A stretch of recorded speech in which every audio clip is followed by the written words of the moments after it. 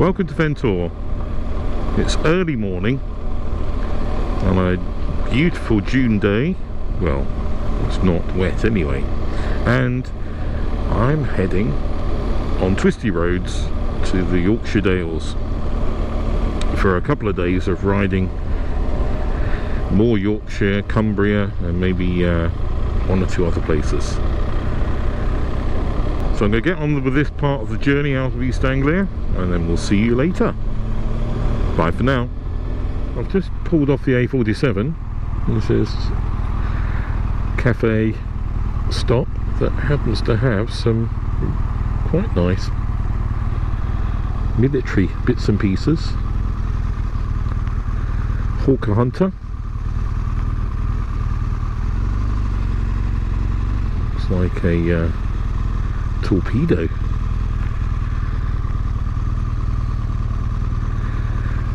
Is that an anti-aircraft gun? No, don't know. Armoured vehicles. Excellent. I really should be stopping here for breakfast, but I'm not going to. I'm now heading around Boston, Lincolnshire. It's quite famous for the Boston Stump, which is to my left over there, which is just a big church. It can be seen from the other side of the wash from Hunstanton quite clearly. On a clear, well, clearly, if it's a clear day, it can be seen from the other side.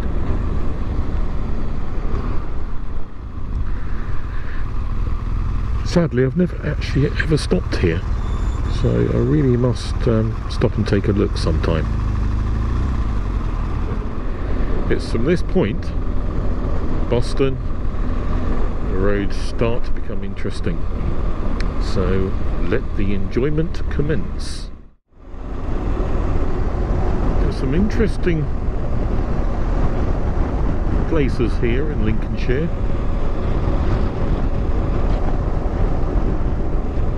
One of my sayings, like time forgot,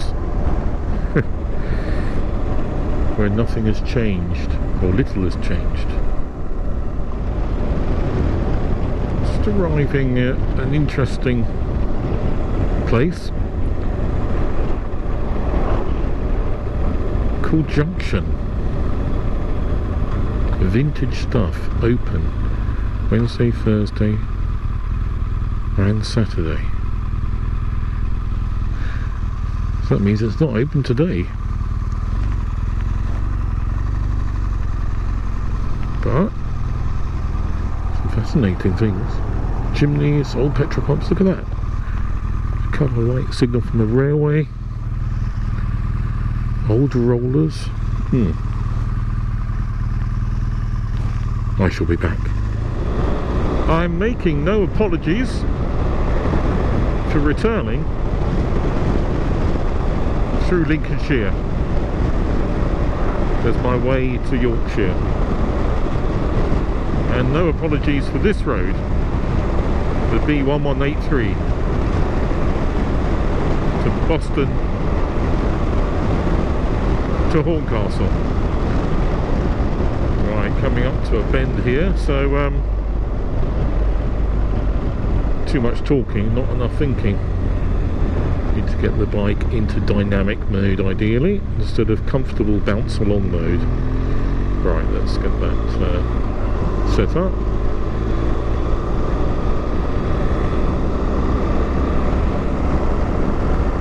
Mode, road, dyno. There we are. So now that's firmed the suspension, less wobbly, more accurate, bit slightly sharper throttle response.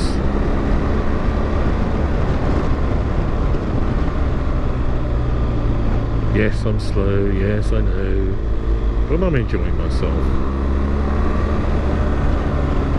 After all, I do have two big fully packed panniers and a top box and a tank bag and me. So quite a lot of extra weight to lug around. Have to say though, always amazes me just how the GS shrugs off the weight and the load it's carrying. It really feels very, very little difference that is between having the panniers and the top box and not. Performance is more than enough all the time, even when fully loaded, so it's really quite something.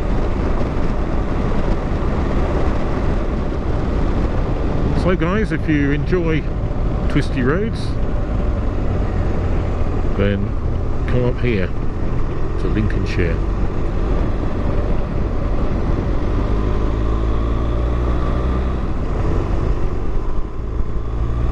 This is very nice. Lovely flowing corners. Really enjoy.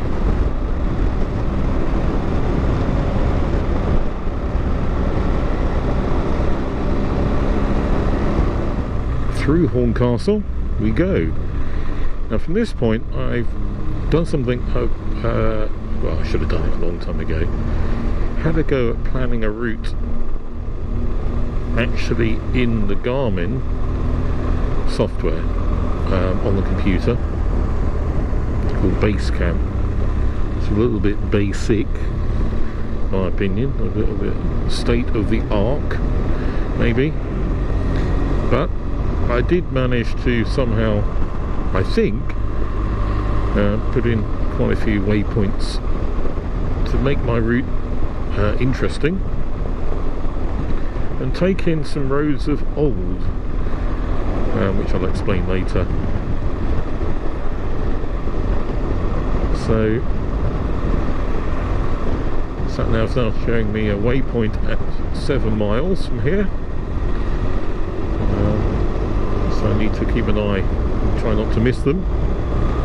I'm hoping that I've done a good job of putting them in good positions. This is a great piece of road, the A153. Very fast though, so well, potentially very fast I should say. I need to ride with some caution because around 25 years ago in a Ford Sierra I was, should I say, going quite a high rate across here.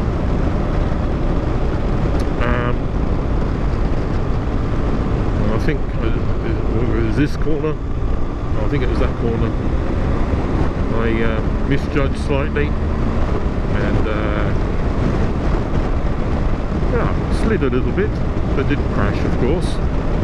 Well, could have done. And realised that Ford Sierra's tyres weren't quite as grippy. No trip across the Lincolnshire Wolds that I take anyway can miss the home chain radar tower of RAF Stennigot.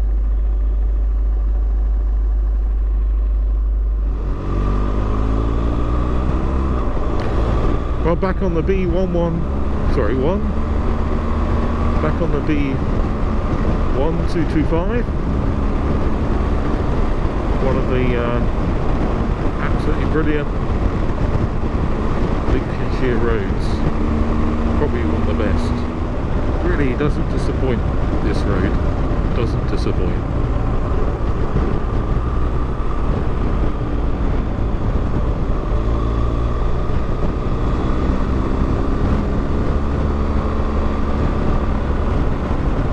Instead of carrying straight on, I'm taking a bit of a detour.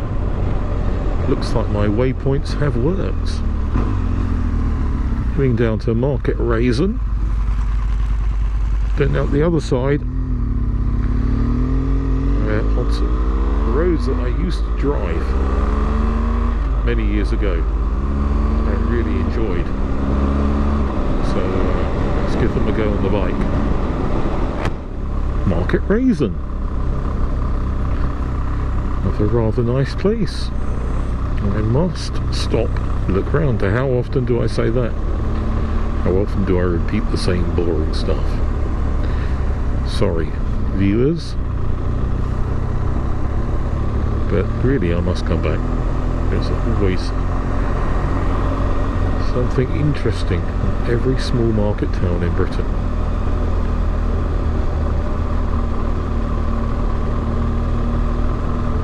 Coming on to the A631, not a road I've ridden before. Certainly seems to have a lot of bends.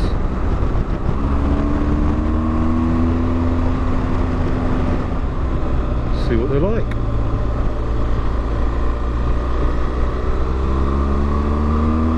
Well, not bad.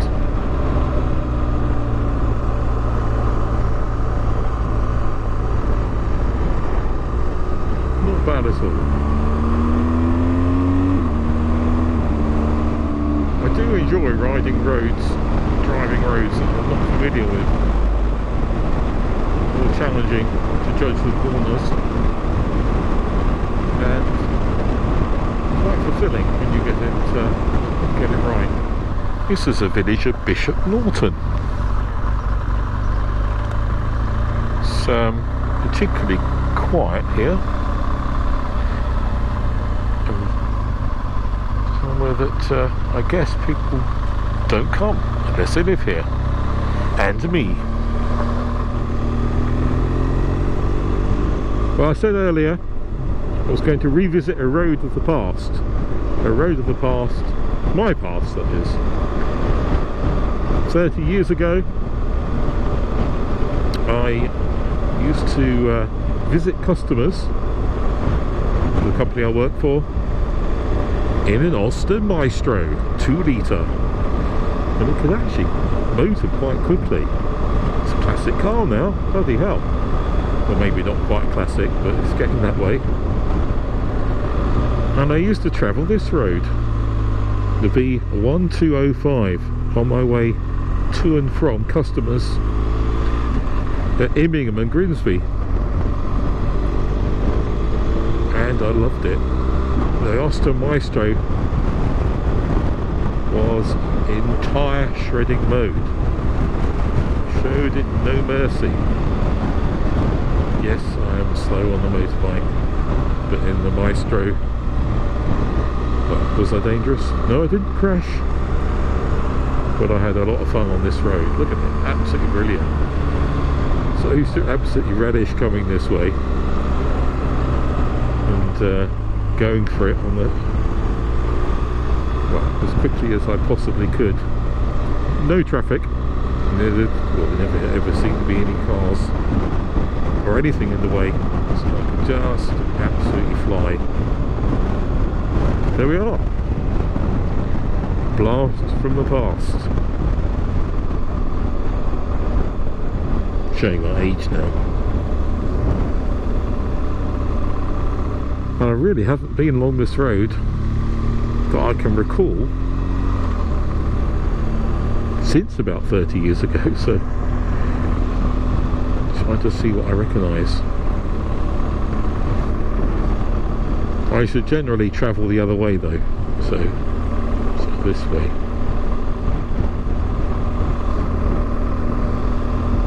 I think I'd often go up across the Wolds and then come back this way to visit a customer in Gainsborough later in the day.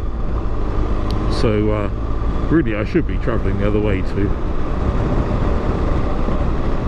Totally remember how I used to do it. Really what I need is an Austin Maestro, don't I? Surprisingly that car could reach over 100 miles an hour, and it actually handled quite well. It leaned, sort of rolled quite a lot,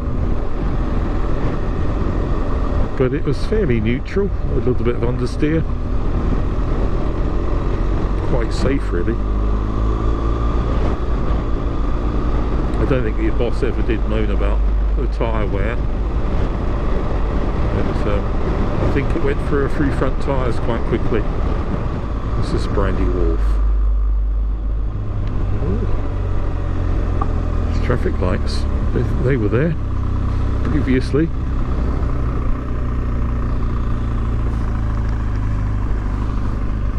Most attractive little place. I don't think I've seen the B1205 mentioned in any sort of biking circles, but then again, I don't read everything. But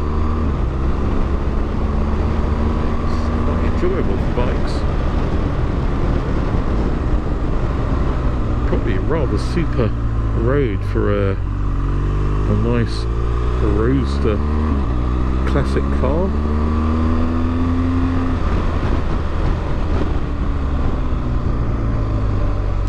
Oh, the Maestro used to love these corners.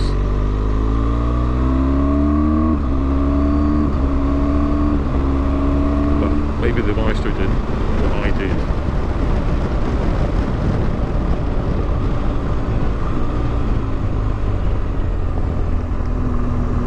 Super little road. And you don't actually have to go too fast to enjoy it. This is great.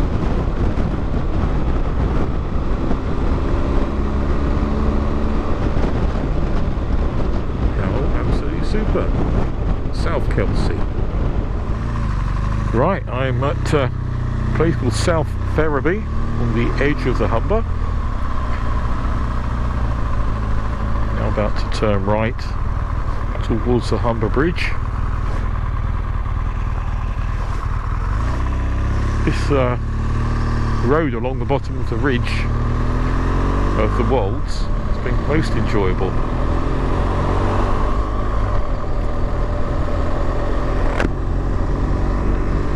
Now this, according to the Ordnance Survey map, heads up to a slightly higher spot.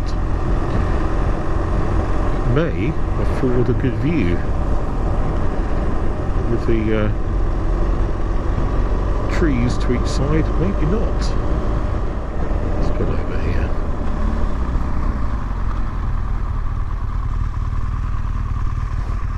Ah, the Humber Bridge.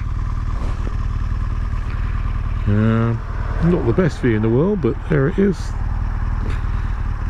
A rather big Humber estuary, or Humber River still there. Okay, let's carry on. The Humber Bridge Country Hotel.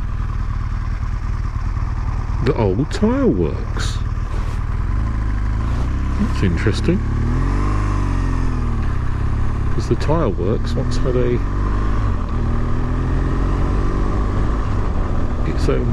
had its own little railway system.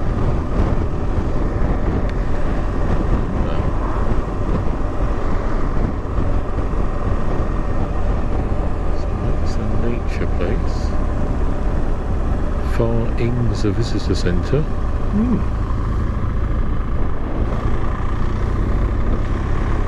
The old tile works though. So my friend Gordon has some amazing photographs he took here, the old works. He took at this works, when it was a tile works, of its industrial railway. So thank goodness people like Gordon recorded that history. I don't know what it is now. It's very interesting. Parking for people doing the speed awareness course there. Look at that, the bridge looks amazing. Oh, this looks great. Disabled parking. They never cater properly for motorcyclists. Never mind. Let's put it here. Let's go and have a look. Fascinating. The old rope incline is still here at Faring's Tileries, and hopefully you can see the picture taken back in 1994 by my good friend Gordon. Can't quite get in the same spot as he did. There's a building that's been built behind me, now leaning against it. And yeah, just back in 1994. Still looks like it's making tiles. They're just not using the little railway anymore. What a great place. I'm a fan of suspension bridges, and my two previous attempts to cross the Humber Bridge were, well, failures because of lack of sound. Or maybe you approve of it because you don't hear me speaking. And could it be I'm speaking for no reason at all and no sounds being recorded? Hopefully not this time. I have double checked again. Anyway, here we go. Just finished at having a look around the tile works below the bridge. Now onto the bridge. So there we are. Toll traffic only, except motorbikes are free of charge, which is cool.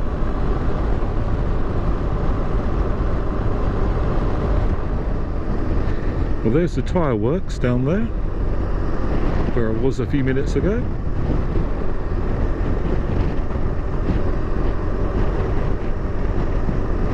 Great views. There's one. Crotters.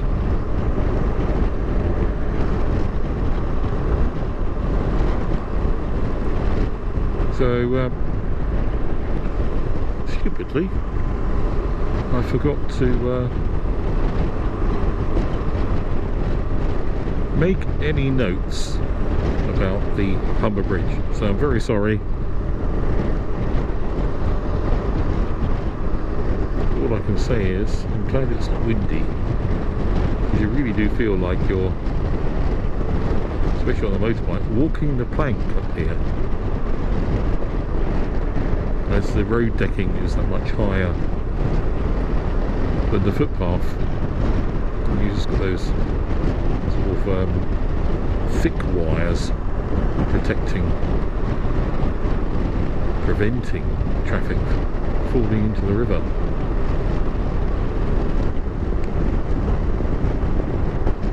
It's quite a pleasant day to cross. Dramatic skies. So here, if you want to go for free, we take this lane for motorbikes.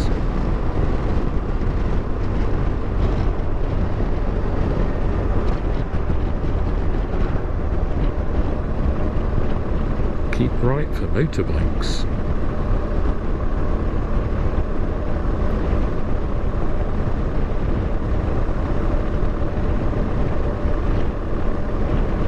Very handy having a motorbike sometimes. Saves time crossing the bridge, makes up for the faffing around getting my gloves on.